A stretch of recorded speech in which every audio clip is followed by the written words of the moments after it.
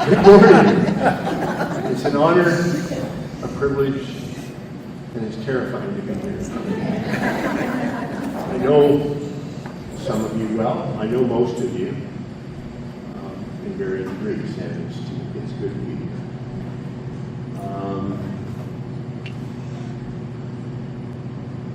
Thank you for the wonderful introduction here.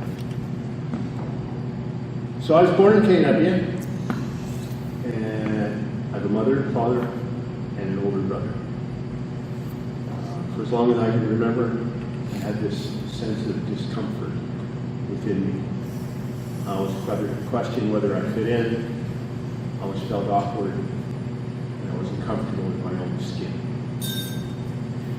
Some family history, and before I begin to speak of this, I want you all to know that my parents did the best that they could with what they had. Things that I will speak of are just the way that they were and how life unfolded, and there's no intent of blame here. There is no perfect families, and I want to acknowledge that my parents had their own struggles. I'd like to talk about my father first. He was an only child, and his father was a small business owner of a restaurant in Waterloo known as Linder's Lunch, which would eventually become the Harmony Lunch. A lot of you may have enjoyed. So that would be the burgers would be my grandfather's secret recipe.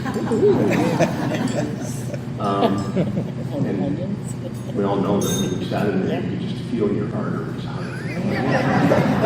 They were so good. I miss them. This was during the time of the Great Depression and the Prohibition era. My father was an only child at a time where it was quite common for a lot of families to have between 4 and 6 children. As I understand it, I wasn't around. But, I don't know whether Prohibition played a part in what unfolded. My grandfather, who was my father's father, did not take his first drink until he was 48 years old. And he was dead of the direct result of alcoholism by the time he was 56. And he got after it, man. My mother, I have less details about her, but my mother lost her mother when she was 4 years old, and then she lost her father when she was 11, and she was raised by an older sibling who was 14 years her senior. After those losses, it certainly was rough for her. So together, the two people, I mean, it's fair to say that they had a boatload of hurt between the two of them. And they got together, and as I said, they both did the best as they could. So fast forward, when I was 7 years old, I had a tree climbing accident, and I fell a significant distance from the tree onto a cement sidewalk. Explains a lot, right? This was in 1964. The knowledge of head injuries just didn't exist. I was in the hospital for 2 weeks, and I had a fractured skull. It is my belief that the tree accident had a direct effect on the struggles that I would experience in school from grade 1 right through grade 12. School was difficult for me. I had a difficult time being able to focus. I think the teacher called it daydreaming. I wasn't able to achieve very good goals, barely passing grades. And in public school, there was a lot of instances of teasing and bullying. I failed the 5th grade, and I was relocated from Elizabeth Ziegler School to Alexander School, and it was a remedial program that they were developing. I guess today it would be known as special ed. It was a small class of 15 boys, and it allowed the teacher to spend more one-on-one time with us. We focused on core subjects and probably social interactions. I still think about that teacher today. His name was Jerry Sleeman. He came down from the territories where he had been teaching the indigenous, thank you, children, and he brought beadwork and carvings and artwork. He had the best parka and wolfskin gloves. Wow. He also had a Volkswagen, and all 15 of us piled in. Hopefully a van, yeah. In Jerusalem, yeah, a Beetle. And we all went down to have ice cream one day.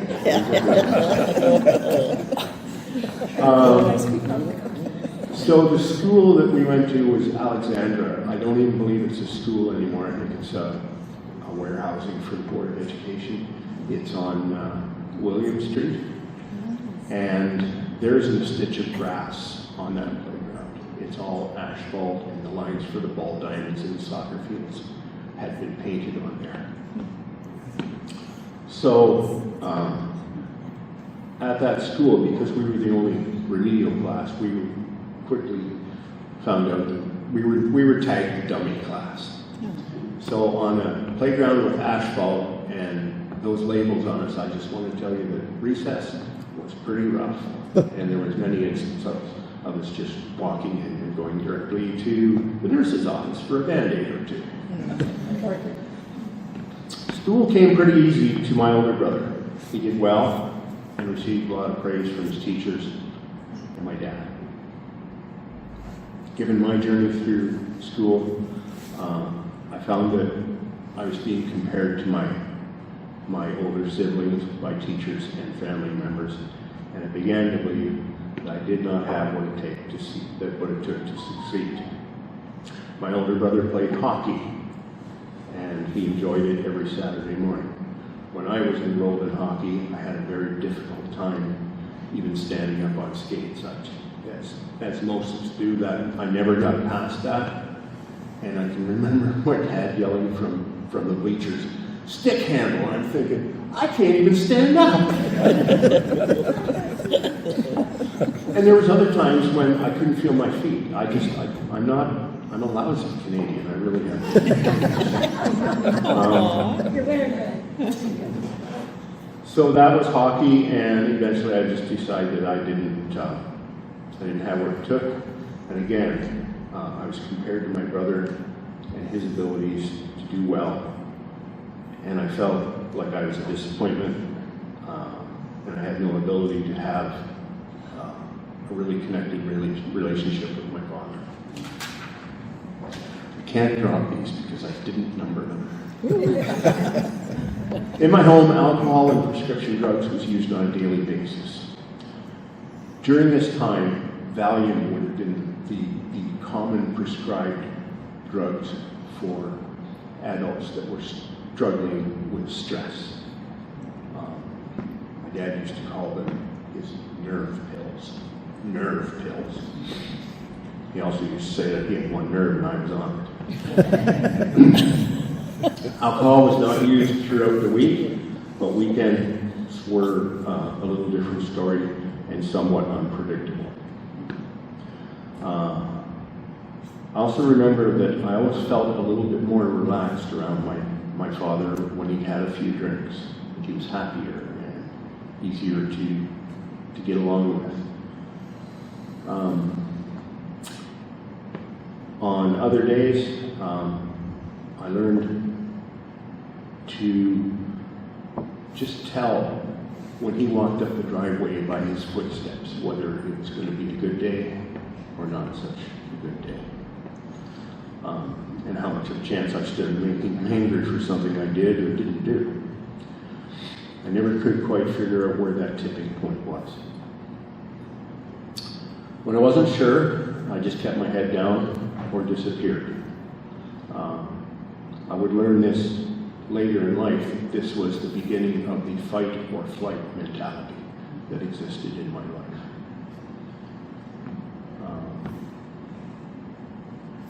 School.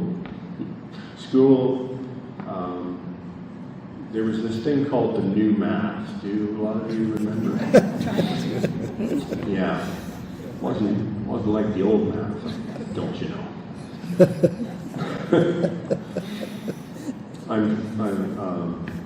My father had a really hard time trying to help me with my homework because he only knew the old math. So the new math frustrated him. I frustrated him, and he would bring my brother in to help me. And it was a very chaotic time at the kitchen table. Most times it never really produced anything, and I just went off to bed early.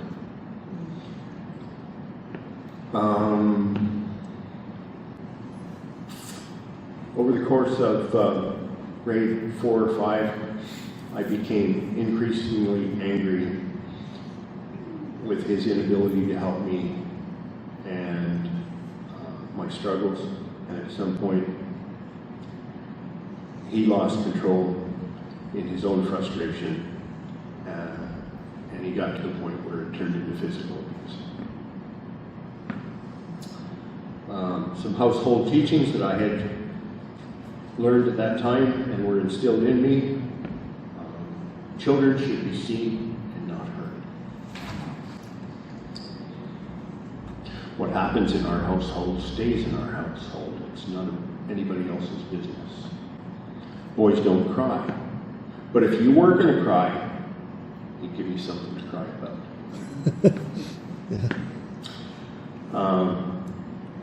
And then I had to go to church. We had to go to church. Skills that I thought that would help me make it through life from that point on was fighting is an appropriate response to certain situations. Pushing your feelings down and not talking to anybody about it is also a good way of coping. When there's danger, just keep your head down.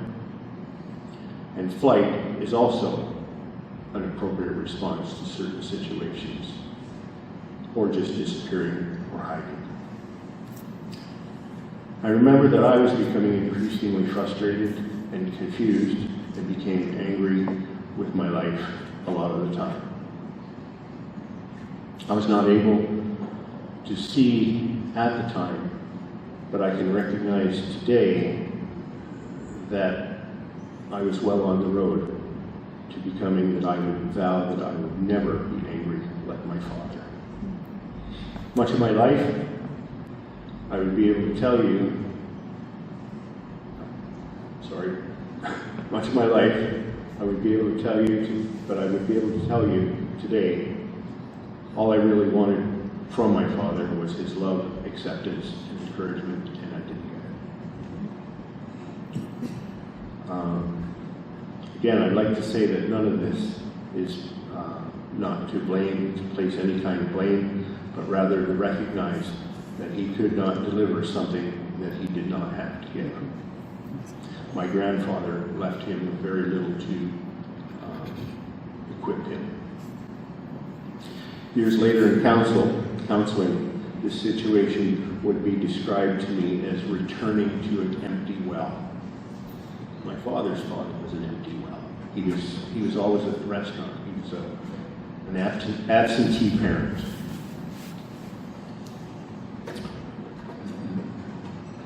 Missed something. At age 9, I was sexually abused by a family member, and at age 14, it happened again with a friend of the family. I did not speak of this to anyone ever, feeling the shame, the guilt, embarrassment, and anger. I stuffed those feelings down, and I vowed that no one would ever hear of it, and I would take it to my grave. My own experience with alcohol began when I was 13 years old. I took my first drink at a party where my parents was hosting, and we were at the house next door with a bunch of kids. We had an opportunity and we became careless. I can tell you on that day, I found what I believe to be my solution to all of my problems. The taste was warm and it all went down inside of me. And I had the ability to relax, to have fun, not be overly concerned with things that were troubling me. From that day on, I also drank simply for the effect the alcohol gave me, and at every chance I could. When I drank, I felt content within myself, a greater sense of relaxation. I experienced more of a sense of belonging and no worries about how I fit in. I'd like to go back to church there for a minute. We attended a small Anglican church in Waterloo, and it was a very confusing time to me. The minister was up on this hand-carved pulpit, and he was yelling at us, fire and brimstone, in a very loud voice. And he talked about how Jesus had been put to death for my sins by those that he loved. Very confusing. I don't remember going to Sunday school. My guess is that my brother went off to Sunday school, but because I was a spirited child, I was probably made to sit in the pews with my parents. That is my guess today.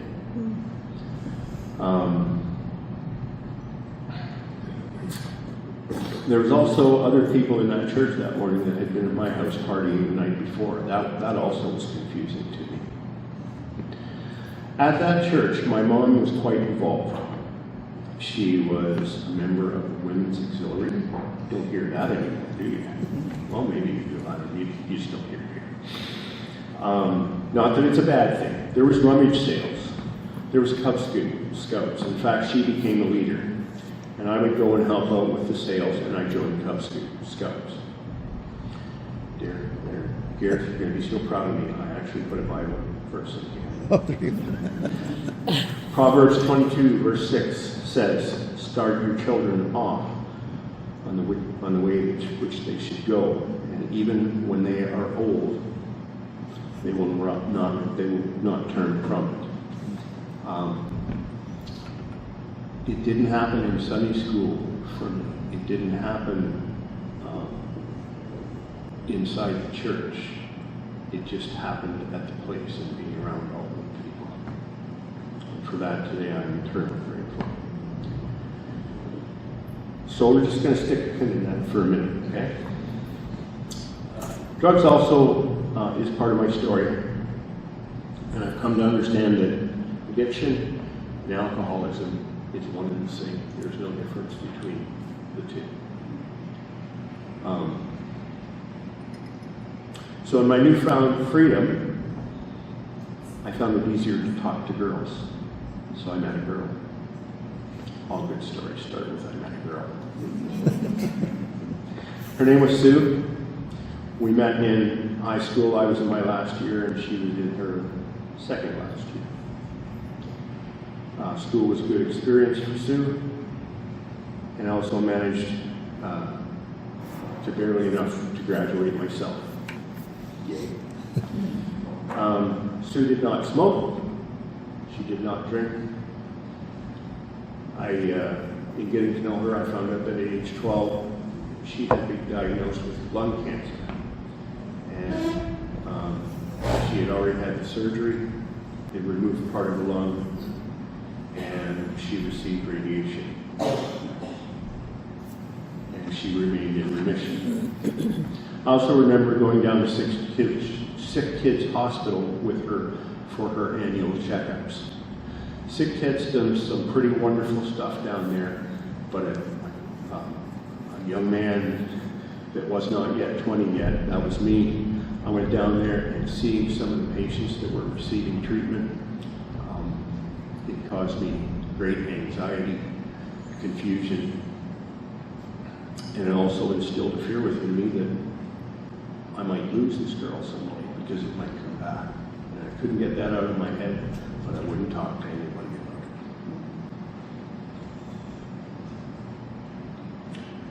it. I also believe that this girl needed me to take care of her.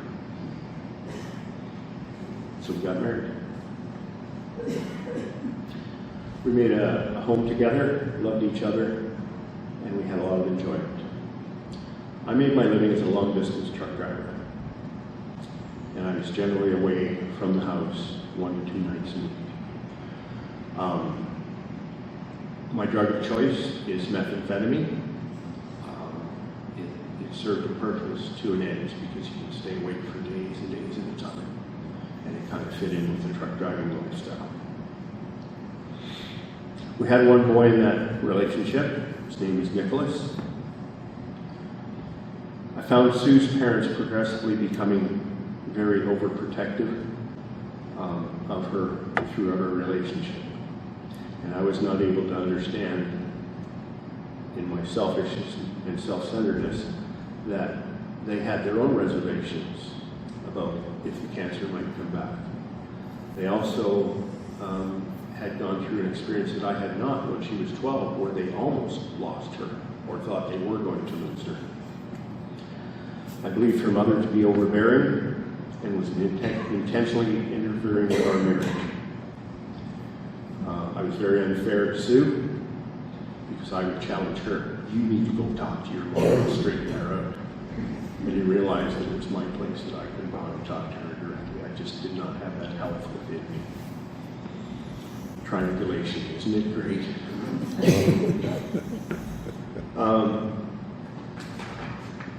We're doing pretty good here.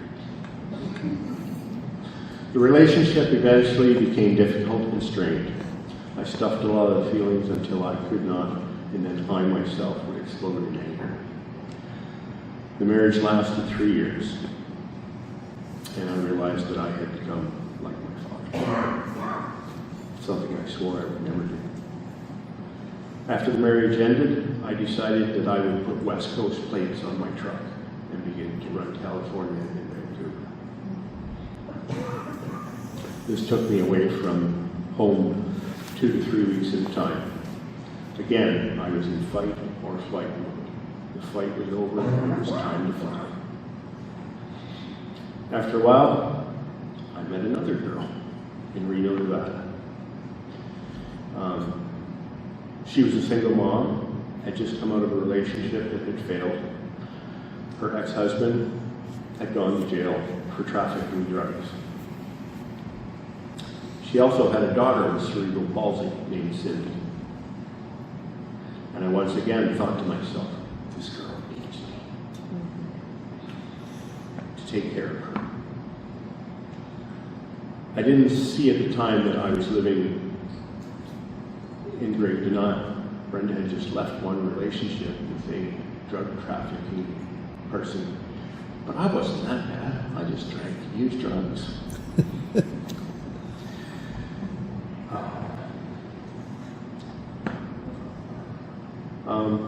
We were married, and Brenda and her daughter moved to Ontario to live with us, so we could all live together. Our relationship was good for many years. In that time span, we had a daughter, and her name was Becky. Once again, things had become strained and tumultuous. We were both out of control, using drugs on a regular basis. During this period of time, our children would spend Saturday night at a friend's place for a sleepover.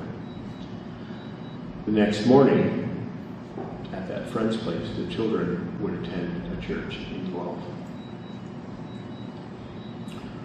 One day, the girls came to us and asked if we would come to the church to see an Easter presentation that they had been working on. We arrived Easter Sunday, and on that morning, while trying to film with a camcorder, tears just streaming down my eyes, God got a hold of me. I was convicted on the moment that I needed to change. I didn't feel safe enough that morning to talk about my feelings with anybody at that church. A short time later, I began to attend meetings of Alcoholics Anonymous and Narcotics Anonymous, managing to get small amounts of sobriety and clean time.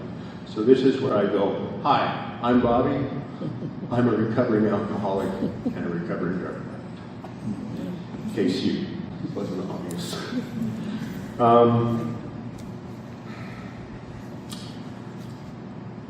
I would find myself relapsing over the course of the years, and I had also become suicidal. When I first came into recovery, they told me that I would get there, and not me. Again, the denial. I had lost all hope, and I just wanted it all to end. I eventually made a decision to enter a residential treatment program. It was a 90-day program where they facilitated group counseling, 3 groups a day, Monday, morning, afternoon, and evening. There was meeting attendance at Alcoholics Anonymous and Narcotics Anonymous. And the facility also did work on something that I'd never heard before, the 14 qualities of love. What are those 14 qualities of love, you ask? Respect, communication, sharing, confiding, conforming, acceptance, forgiveness, honesty, responsibility, commitment, discipline, gratitude, trust, and faith. Sounds like what we do around here. During my time in that treatment center, I got a better perspective on the truth of my life, that I had become, of who I had become and what I had become, and that I needed to make some changes to become the good man that God intended me to be. In that facility, at that night, I was out in the backyard alone, which I wasn't supposed to be. They teamed you up with a day buddy when you first got there for the first 2 weeks. I had a day buddy. He had come to the facility from Maplehurst. And then he went back. The director said, "You're such a shitty day buddy." That's what he said. Anyway, behind the facility at that night, I was all alone, sitting in my brokenness of my life, and I just called out to God. It wasn't particularly grace-filled. There was no kind of reverence. It was broken and wrong. And I told God, if He truly existed and was real, I needed Him to show up and help me. And if He could not or would not do that, I would finish the job and take my life. There was no burning bushes. The sky didn't open. There was no lightning bolts.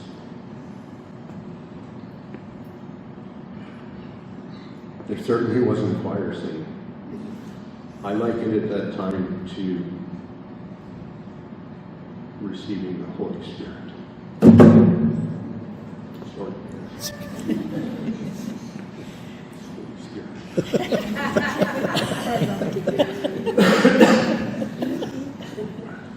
What began to happen was a slow, steady, progressive road out of the wreckage of my life. One day, still in the treatment center, they asked me, "When's the last time you've been 30 days clean and sober?" I don't remember. There was my miracle. There was the miracle. When I graduated from that program, I received a daily devotion book. And on the inside cover, the director had written, here's your second Bible verse. Luke 12:48. I gotta go through this slow because I always mess it up. From everyone who has been given much, much is demanded. And from the one who has been entrusted with much, much more is asked. I didn't completely understand that at that time. But recovery rooms had a similar wording on it, and it basically comes down to, if I want to keep the gift of recovery that I had been given, I needed to go out and give it away to others. That was my ministry. I was to tell them about my own struggles, what it was like, tell them what happened, and what it's like now, in a general way. After leaving the treatment center, I returned home to my family, and I was able to remain drug and alcohol-free. My wife was not able to find her way into recovery, and I began to attend that church as well, where the kids had put their Easter production on years before.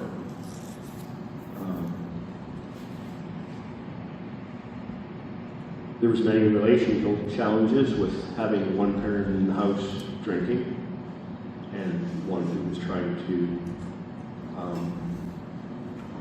stay in recovery. I knew that God was with me, and simply put, I believed that He guided me, that if I just kept doing the next right thing under His guidance, the next right thing would happen. Pretty simple, but it worked. Going back to the treatment center, my oldest daughter, Cindy, that moved up to Ontario with us, had moved back to Nevada to get to know her birth father for the first time. She had never known him. Due to the nature of our marriage, I filed a court motion, and I was awarded interim custody of our daughter. Not because I was the better parent, because I was the sober parent. And just like that, I was a single dad. Oh my gosh. I was scared, I was unsure, but I knew I had built a community, or the community had found me, and they would be willing to help. And that's all I needed to do was ask. I began connecting with various men at the church that helped me grow and get involved. I was also instructed to continue with the 12-step programs. So I continued to be involved in that, and I was in a community of people at those 12-step programs that were just trying to find a new way to live. They talked about God there too. It was God of your understanding, but I'm okay with that. I needed a new understanding of God. From that time, I began to attend there at the church, and I began to believe in forgiveness and learned a bit more about Jesus and how He actually did pay the price for my sins and my transgressions. I became involved in church life. I began to notice sometimes God wanted me to teach other people where I had been and what I had done and what I'd been through and what it was like today. I was about 4 years sober, and I had changed to a local truck driving job where I was just do day trips to various cities on the outside. I was coming down the Hamilton Mountain in the rain, and there had been fuel spill there the night before. I lost control, and I jackknifed, and I crashed into a bridge at the bottom of Main Street on 403. I suffered a brain injury, as well as some broken ribs. I didn't work for almost 3 years. I was able to see that as a blessing at the time. I got to spend more time with my daughter. I was well taken care of by the people at WSIB, and the treatment that I had received there. I want to go back to the first head injury that I received.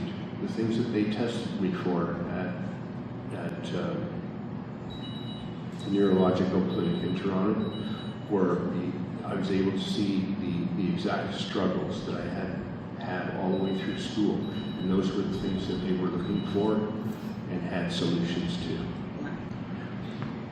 Gareth might argue with this. Today I'm fully recovered. If you take pictures of my head, you can still see some. You don't want to know there. Also, during this time off, I was able to get a CPIC, and I was able to go into Maplehurst Institution and put on meetings to guys that couldn't go out for meetings because when they went out for meetings, they didn't come back. Right?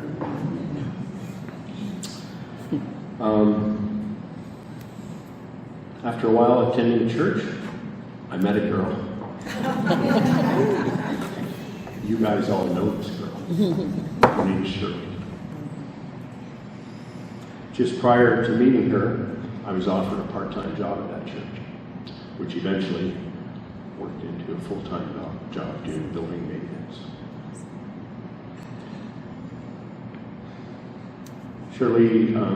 Shirley had a daughter from a previous marriage. Her name is Kylie. Shirley and I were married in that church, and we both served in various ministries.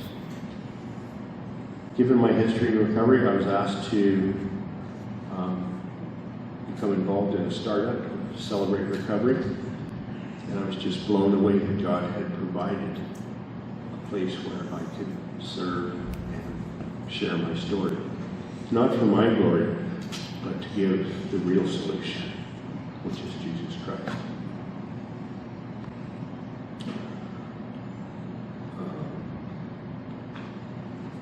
Got through that. I was employed there for about 8 years, and someone had heard that there was a position being offered as the director of maintenance at Emmanuel Bible College on Fergus Avenue in Kitchener. I made an application and eventually was hired by Anita. And if you know Anita, she used to be the CFO there, same role as she has here.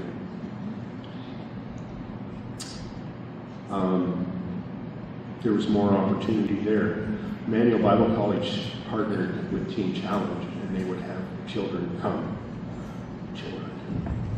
have young adults come to the college for the first year, and then they could make a decision whether they wanted to carry on in the ministry or not. So again, I was presented an opportunity where I could just share what I'd been through. It was a good relationship because the kids didn't see me as a professor or a dean. I was the maintenance guy. So it was a very friendly relationship, and a lot of them wound up working on the maintenance team from the outside or the janitorial team. It was a wonderful time.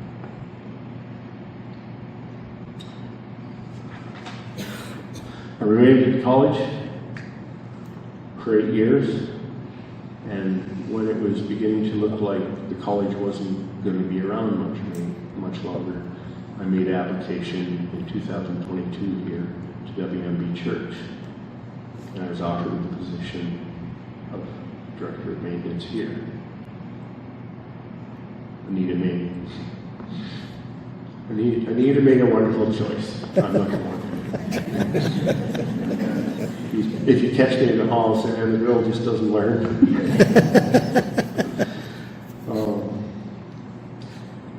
I was very fortunate in this community to have found a second community that was just like Emmanuel Bible College.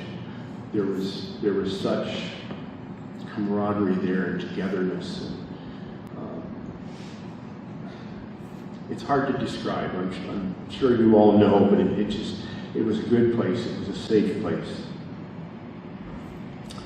And I'm here to tell you that God is faithful, and He has given me a ministry where I can always serve and to facilitate others, men, on their journey. That really is the story of my life, that God has always had me, even when I didn't know. So I want to thank you all today. It's been an honor to share my life with you. I'm no longer terrified because I'm on the last page. And I'm grateful for the relationships that are being developed here at WMB, and may God bless you all.